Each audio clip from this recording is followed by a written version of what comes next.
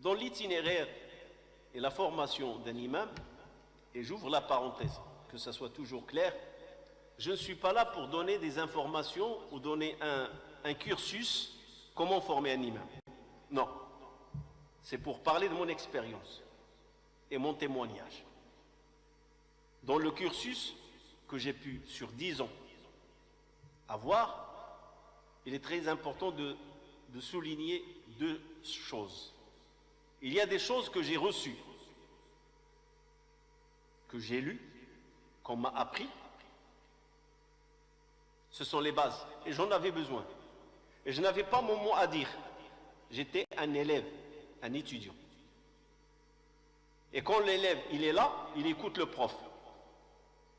Le prof, il a le bagage.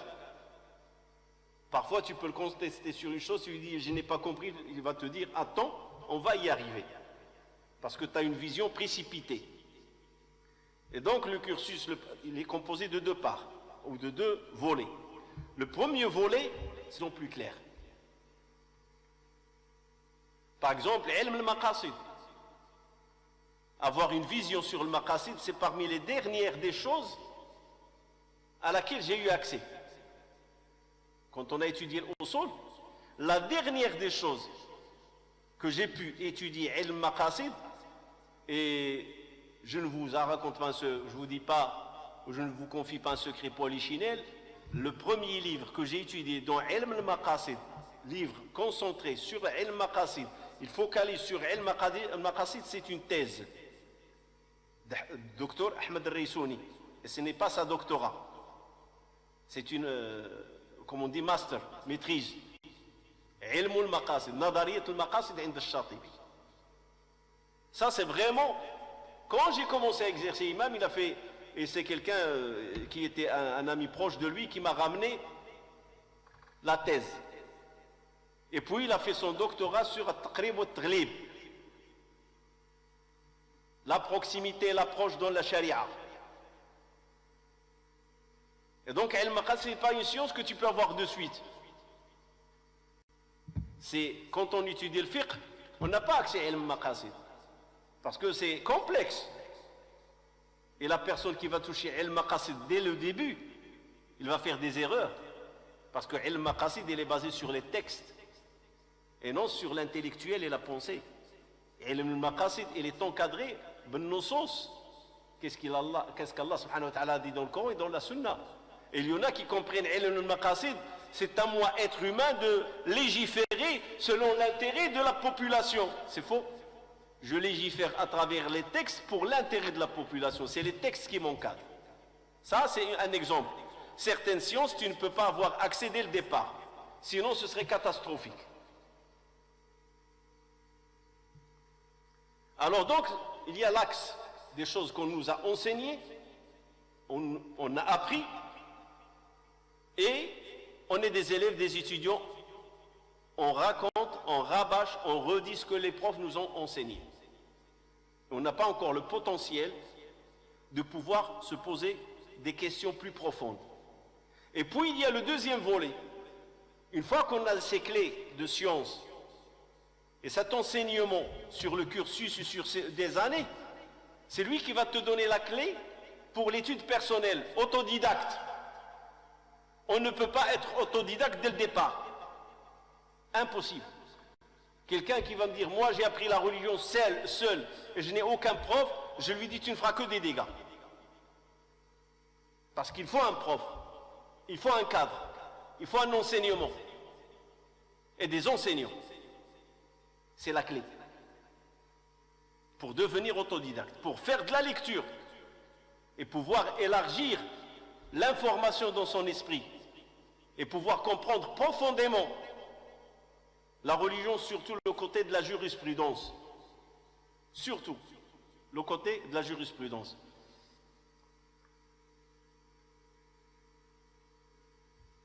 Parmi les choses à observer quand on fait de la lecture et on commence à avoir une culture générale large, faites attention, et je parle des prédicateurs, des imams, et c'est ce que nous a été enseigné.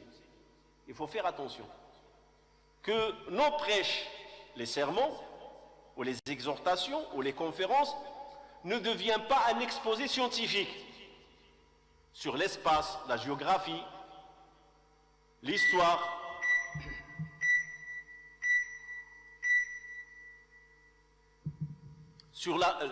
Par exemple, parmi les choses qui sont beaux à voir, c'est le monde des animaux. Les lois qui gèrent le monde des animaux. Parce que chaque animal, qaddara fahada, Allah subhanahu wa ta'ala, il le dit. Khalaqa fasawa. Wa qaddara fahada. Subhanah. Allah subhanahu wa ta'ala khalaqa fasawa, walladhi qaddara fahada, walladhi akhraja al-mar'a faja'alahu ghuta'an ahwa. Ça, c'est le monde autour de nous. Ce verset-là, tu le vois. Il se manifeste dans la création d'Allah subhanahu wa ta'ala. Comment tout est perfectionné, tout est calculé, tout est déterminé et mesuré. Maintenant, si l'imam rentre dans ce domaine où le prédicateur et ses cours deviennent des cours d'exposé scientifique,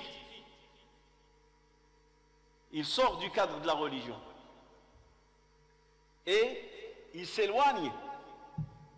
Et il éloigne aussi l'auditeur, ou l'auditoire plutôt, de la religion. Pourquoi? Parce que tout le temps, il est dans la science. La science et la vie.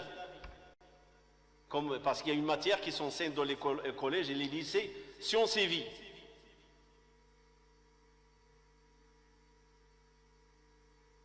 Là, il doit faire attention. Il est bien de prendre des exemples, quelque parcelles par-ci, par-là, et les enseigner pour alimenter un verset, ou alimenter un hadith, ou alimenter une réalité confirmée dans la religion. Mais que ça ne devient pas la base, que chaque fois qu'on parle de la science, on ramène le Coran, on dit le Coran il a dit, la Sunna il a dit. Pourquoi? Parce que on sort et on quitte la voie qu'Allah subhanahu wa ta'ala nous a tracé, comment se comporter avec le Coran et comment se comporter avec la Sunna.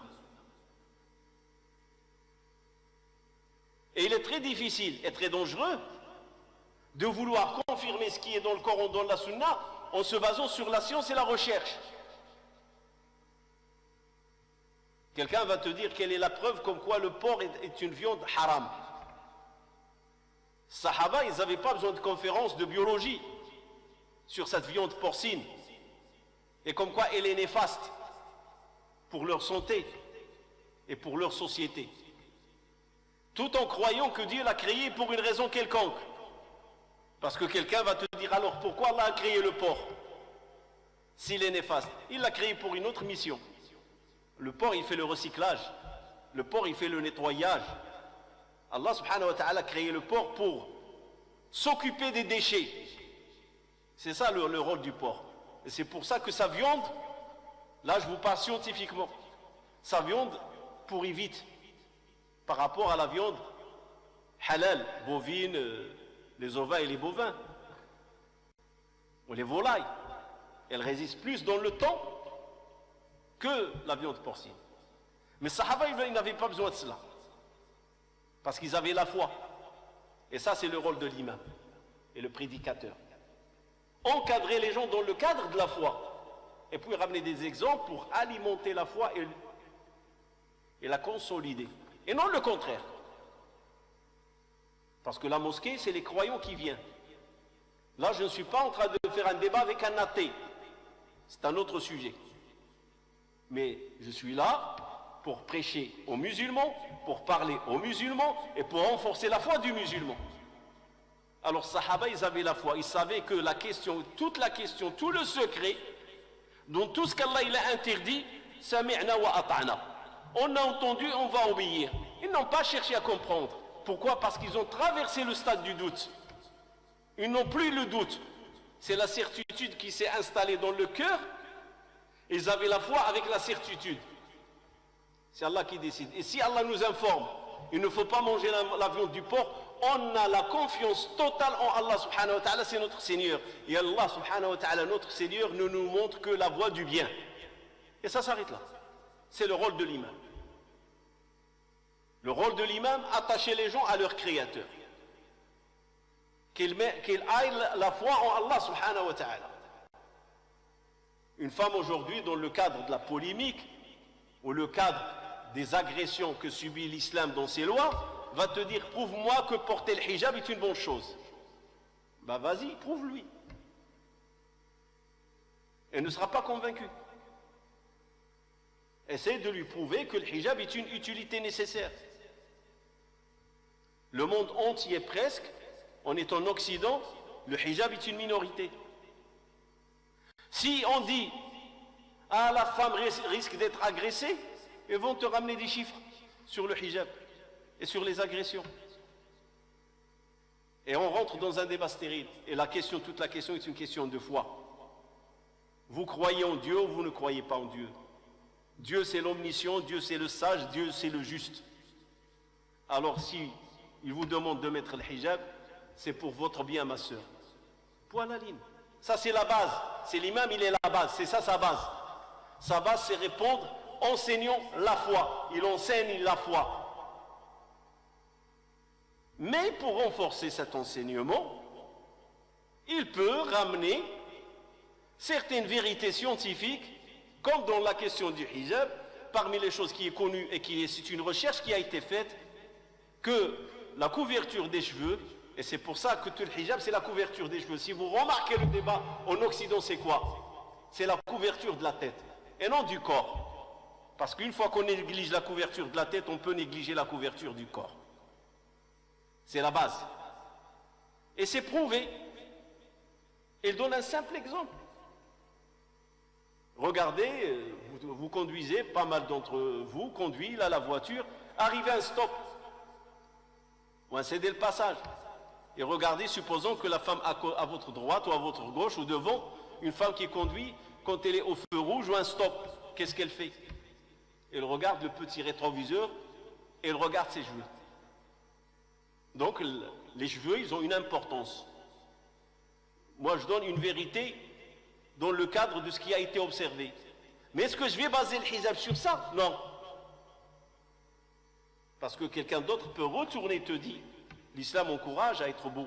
Et cette femme-là, elle se fait belle. Comme l'islam, Allah jamil wa yuhibbul jamal.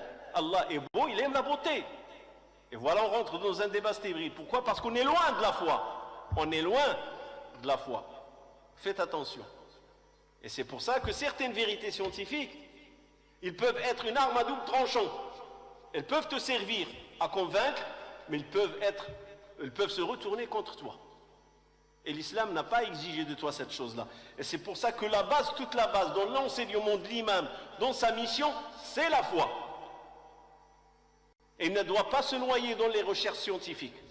C'est la foi, la base de l'enseignement. Enseigner la foi.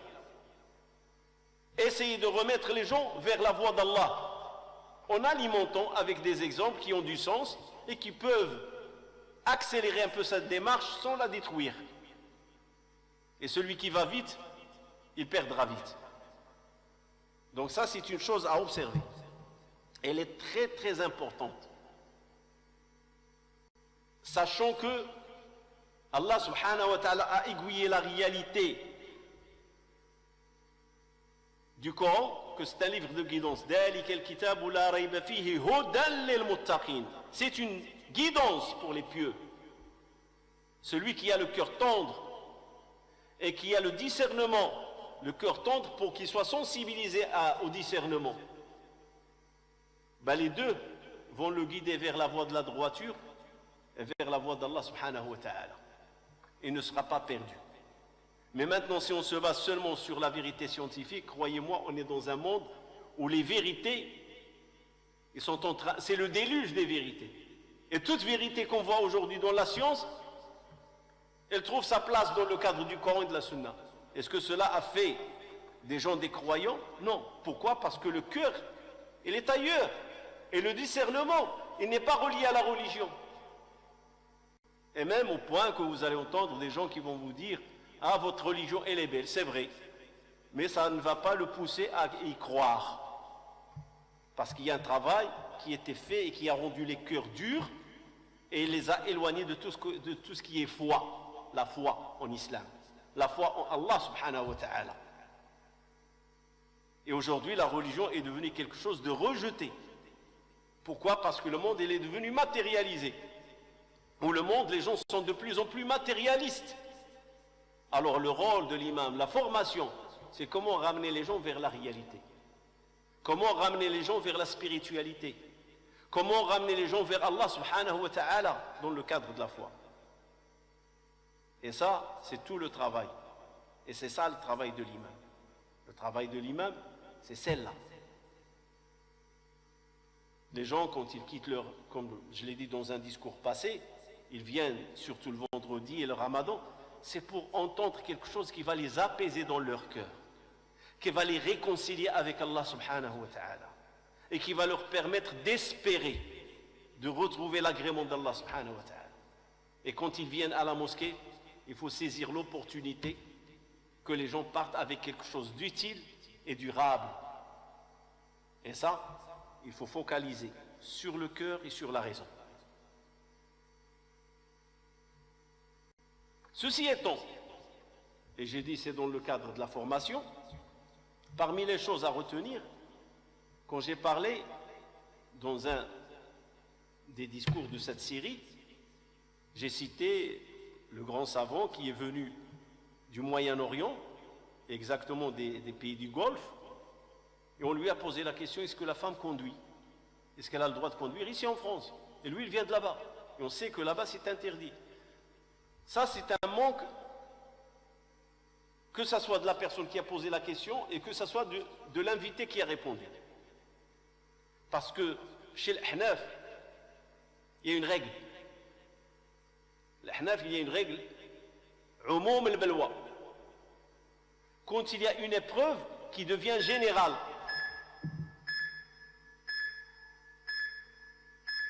une épreuve généralisée, générale, elle touche tout le monde. Comment s'en sortir? Et donc, la chose à retenir, c'est que l'imam, dans sa conception des choses, il ne faut pas, comme j'ai dit, 0 ou 100. Il faut qu'il y ait une certaine flexibilité.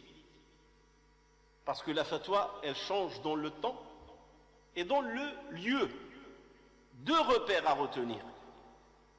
Et quand on dit la fatwa change dans le temps, c'est-à-dire certains fatwas qui ont existé à une époque précise, ils avaient leur contexte. Et aujourd'hui, ce n'est plus le contexte. Ici en Europe, je parle, donc en Occident, impossible de les appliquer comme tels. Et donc, le lieu, l'Occident et le temps.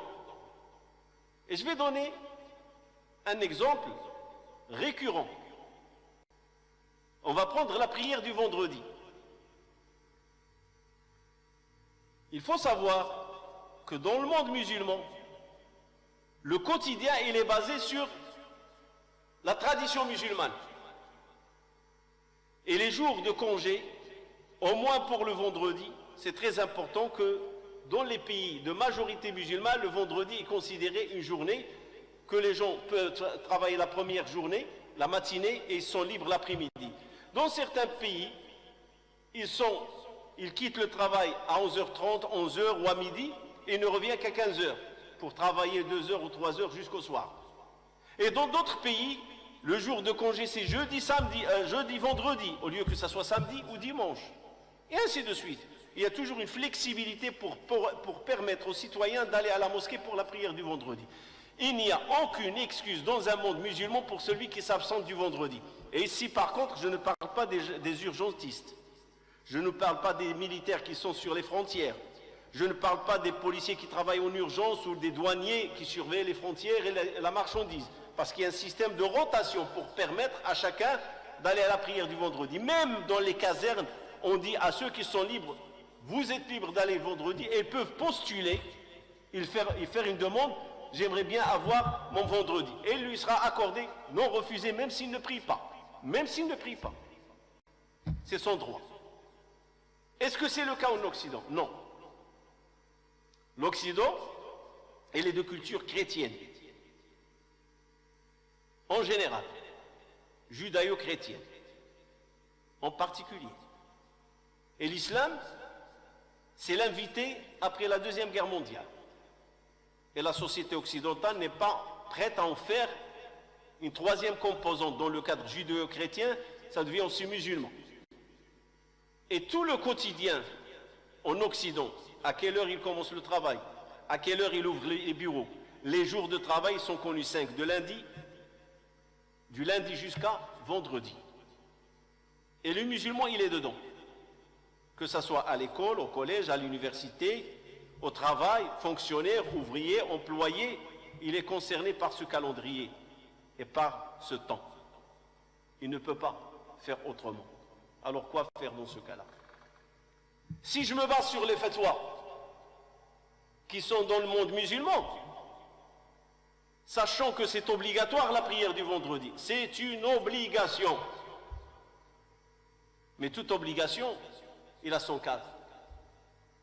Alors je vais dire à l'étudiant, à l'élève, à l'ouvrier, à l'employé, au fonctionnaire, votre travail ne m'intéresse pas. Il faut que tu sois présent le vendredi. Est-ce concevable? Et c'est là où je reviens dans la formation qu'on a suivie. Être réaliste. Parce qu'une fatwa, il faut la transposer sur la réalité. Est-ce qu'elle est applicable ou non? Sinon, on va rentrer dans la dictature de la fatwa.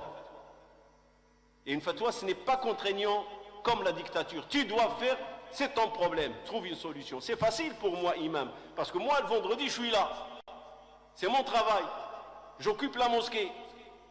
Mais toi, l'autre, qui est étudiant, qui est élève, qui a des examens, qui a un patron qui ne veut rien savoir, la loi, c'est la loi. Et tout le monde travaille. Si je te donne ça à toi le vendredi, je dois donner à l'autre le jour. Ils ne vont pas regarder la question judéo-chrétienne, parce que lui, il a le samedi. La religion juive, ils ont le samedi. Les chrétiens, ils ont le dimanche. Mais le musulman ne fait pas encore une composante de cette société. Il lui faut du temps. Alors on fait quoi? Il va te dire, voilà ce qui est décrété. Et dans le journal officiel, voilà les jours et les congés. Et on doit respecter. Il y a des musulmans qui font des efforts. Et il va lui citer, et sache que le prophète, il a dit, toute personne qui abandonne 3 vendredis de suite, Allah va cacheter son cœur. C'est-à-dire le cœur va être dur et même considéré parmi les hypocrites. Il y en a qui vont développer. Et sachant que ce hadith, il y a une sortie. Ce hadith, la réalité, nous donne une sortie. Et c'est quoi la sortie? C'est que tu dis à l'étudiant, tu dis à l'élève, tu dis au fonctionnaire, à celui qui est employé, ouvrier, tu lui dis, écoute, l'essentiel, essaye de faire un vendredi sur 3. Parce que le prophète, il a dit, si 3 vendredis abandonnés de suite, alors, soit faire le dur. Moi, je suis imam, chaque vendredi, je suis là, et le reste, ça ne m'intéresse. Ou soit essayer de transposer les règles qui encadrent le vendredi sur la réalité et comment de trouver la flexibilité. Comment aménager les choses. Parce que la religion n'est pas venue pour créer les problèmes. Elle est venue pour résoudre les problèmes. Et tout fatwa doit résoudre le problème et non aggraver un problème. C'est le rôle. Et ça fait partie du travail de l'imam. Parmi les questions qui se posent. Une deuxième question parmi les questions qui se posent aussi, la question de l'achat de maison, les banques. Les banques. On est dans une société mondiale. Aujourd'hui, le système financier international, il est basé sur l'usure. Et il n'y a pas, même ce que vous entendez les banques musulmanes, ou les banques qui exposent et vendent des produits musulmans au niveau de la banque. Croyez-moi, toutes les banques font partie d'un système financier mondial qui est basé sur l'usure. C'est le système mondial qui est remis en question. Et alors, quelle solution? Là aussi encore, soit sont la fatwa laxiste, qui sont partis dire on est dans un système mondial financièrement basé sur l'usure et on n'a pas le choix, et dans ce cas-là, toutes les transactions de la banque sont licites, ça c'est l'extrême, c'est 100, ou ceux qui restent sur le zéro. Le riba, il est haram, et les transactions bancaires sont illicites. Zéro. C'est le côté zéro. Et sachant qu'on est dans la contrainte. La carte bancaire, c'est usure. Les factures, c'est usure. Oui, les factures, c'est usure. Il y a de l'usure dans les factures. On ne paie pas l'électricité dans le temps, il y a des frais qui s'ajoutent. La carte bleue ou la carte Visa ou Mastercard ou American Express, ils sont basés sur l'usure. Tu ne payes pas dans le temps les factures, il y a des charges. Et c'est signé. Quand on fait la demande d'une carte de crédit bancaire, on signe sur l'acceptation du taux. La même chose pour la facture de téléphone, de l'eau, de l'électricité, de l'assurance, la même chose. Tout est basé sur l'usure. J'ai dit, on est dans un monde financier qui est basé sur l'usure. Alors je fais quoi? Pas de carte bancaire, pas de chéquier, pas de compte bancaire. Aujourd'hui, tout est basé sur le compte bancaire. Tout. On a besoin de compte bancaire. Tout passe par le compte bancaire. Sauf ce qui se passe sous la table, le cash, et c'est interdit par la loi. Ça s'appelle le noir. Aujourd'hui, on est dans un monde, tout passe, tout est transparent et visible. Alors, quel fait-toi? Le zéro, tout est illicite, c'est contraignant pour les gens aujourd'hui. Personne ne pourra travailler parce que la première des choses dans ton travail, ton compte bancaire. Dans tes études, ton compte bancaire pour le virement de la bourse. Les prélèvements automatiques. Aujourd'hui, tout est basé sur la banque. Et l'autre côté, tout est permis, c'est aussi laxiste. Il a ouvert la porte, une grande ouverture. Il a laissé tout passer. Et il y a le milieu où les savants, ils ont dit il y a des choses, on ne peut pas s'en passer, comme les assurances pour les maisons. Aujourd'hui, quand tu habites dans un appartement, dans une maison, tu es obligé d'assurer. Les assurances de voiture, l'assurance de vie, elle est illicite. Pourquoi? Parce que qui peut assurer la vie? La vie, personne ne la détient. Parce que parmi les conditions en islam, détenir la chose. Je détiens ce verre, il m'appartient, je peux l'assurer. Parce que si je le perds, il se casse, je peux le réparer, je peux avoir une couverture étant donné que les réparations coûtent cher. Mais la vie, est-ce que je la détiens? Pour faire une assurance de vie, après ma mort, mes héritiers vont avoir part. Mais ça sert à quoi? Et donc les savants de l'islam, ils sont unanimes. L'assurance de vie, elle est illicite. Mais assurer les produits, parce qu'on n'a pas le choix, vu le niveau que ça coûte, la voiture, la maison, l'appartement, et c'est devenu une obligation, juste les dégâts des eaux peuvent parfois partir à 20 000, 30 000 euros. Vous n'avez pas d'assurance et vous devriez réparer. Allez chercher 20 000 euros pour les dégâts que votre appartement a causé aux voisins. Et ainsi de suite. Et donc les savants, ils sont partis chercher pour alléger le musulman de la contrainte. Et quand ils ont autorisé l'achat de la maison, comme la fatwa européenne, ils ont autorisé avec beaucoup de règles de restriction. La fatwa, elle fait 15 pages. Et je ne veux pas m'attarder dessus. Et on en parlera demain avec la science des finalités, qu'aujourd'hui beaucoup on parle finalité. Et c'est une science sur laquelle il faut avoir le regard après maturité dans la jurisprudence. Subhana rabbika rabbil izzati amma yasifun wa salamun al mursalin walhamdulillahi rabbil alamin.